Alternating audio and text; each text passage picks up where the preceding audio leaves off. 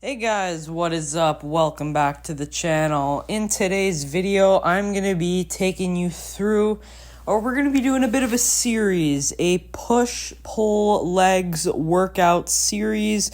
I just want to give a big thanks to Jeff Nippard for giving me the idea to do this. I watched his video series on, I thought it was really good.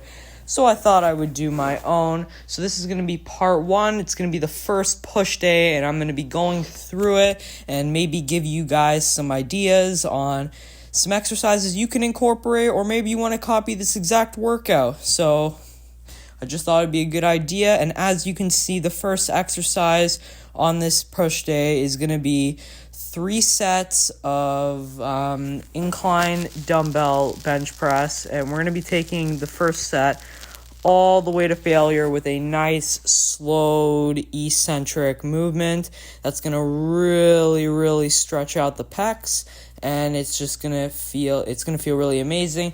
I really like the incline dumbbell press. That's why it's the first exercise, obviously. I like targeting the upper chest. I do think that's a slight weak point for me, so I think it would be good to target the upper chest a little bit more as my first exercise. So that's going to be the first pressing movement of the workout. And as you see, I'm going even beyond failure on this set. Obviously, you're going to want to do a couple warm-up sets to start off. So I normally did 2 warm-up sets when I was first starting off.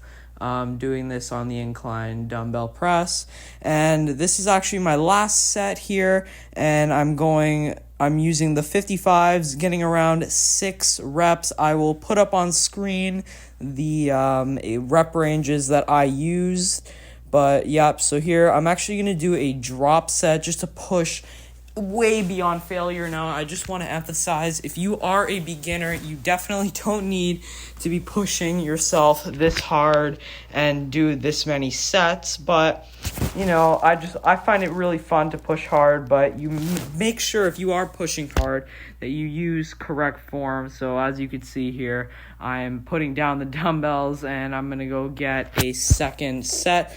I'm going to grab the 40s, I'm pretty sure here. Let me see. Yeah, those are the 40s. So started with the 55s, dropped it to the 40s, and now I'm going to bang out a couple more reps. This is really want to squeeze at the top and almost like a little pause at the bottom there, just to really, because we know based on research that the stretched part of a movement is the most hypertrophic, and that is the bottom part of the dumbbell bench press. So that is why I do a little pause there and then kind of explode up, and I really try and get a deep stretch. You can see just how hard I'm pushing here. Obviously it's very mentally straining, and even when I can't get any more reps, I do like 2 little pump ups. I'm going to drop the weight one more time. I think I'm going to go to the 30s here. I don't quite remember, but I'm pretty sure. Yeah, going to the 30s, and I'm just going to crank out like another couple reps, and that is going to be the first exercise. So 3 sets of the incline dumbbell bench press. Of course, you got to do your warm-up sets, but that's going to be the first exercise.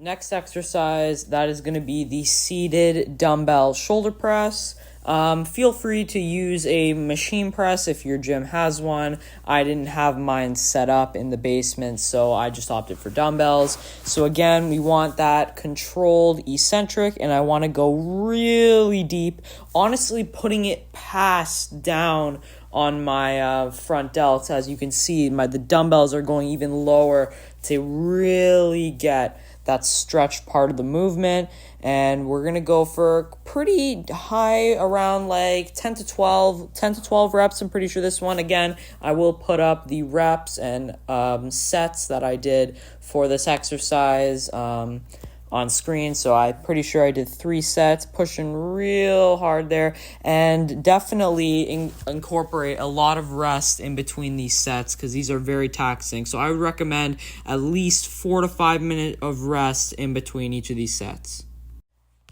Okay, finishing up with our pressing movements. I like to do all my pressing movements first because those are the most taxing and they use pretty much every single muscle group. They're more compound lifts, so now we're going to move on to some isolation for the triceps. We're going to be doing the barbell skull crushers.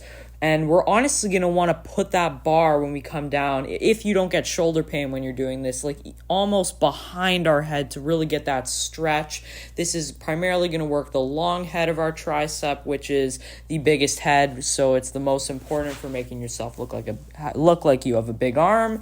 But there's something a little special about this one. So right here, as I hit failure, what we're going to do is we're going to go. So I'm going to bang out a couple little partials there, but then I'm going to switch it to some close grip bench. And this is really going to help me push beyond failure. As you can see, I got my dad working out with me in the background. He's doing some bench press. But yeah, going close grip. I'm also going to do some partial reps here. This is going to emphasize in the stretch position, which we know is the most hypertrophic. So I just thought I'd do a couple of those to mix it up. Feel free to incorporate those in your workout because those are the most hypertrophic. That's the most hypertrophic part of the lift. So that's going to be the second exercise, barbell skull crushers, 2 superset with the close grip bench. Very good exercise for the triceps. Okay, so we just isolated the triceps. Now we're going to move on to a chest isolated exercise. We're going to be doing cable flies. Now, I like to bend over like this because then I just find, honestly, it's a bit more stable and it will target more of the mid pecs here. So I usually in my workouts, I like to do 1 pressing movement for my chest and 1 fly movement. As you can see, we are really emphasizing the stretch. You can also opt to do these seated. I think that would be good too. It's just my dad was using the bench press at the time and the seat would have gotten in the way. So I just opted to do it like this. I would recommend, though, when you are doing cable flies, to do high rep sets. I think if you want to do some heavy lifting, I would definitely save that for the pressing movements, and I would think of these as just a little more hypertrophic. I feel like you can get a deeper stretch on the pecs with flies rather than pressing. So if you want to get in your strength work, I would save that for the pressing, and for the flies, I would use a light to moderate weight and go for upwards of 12 reps.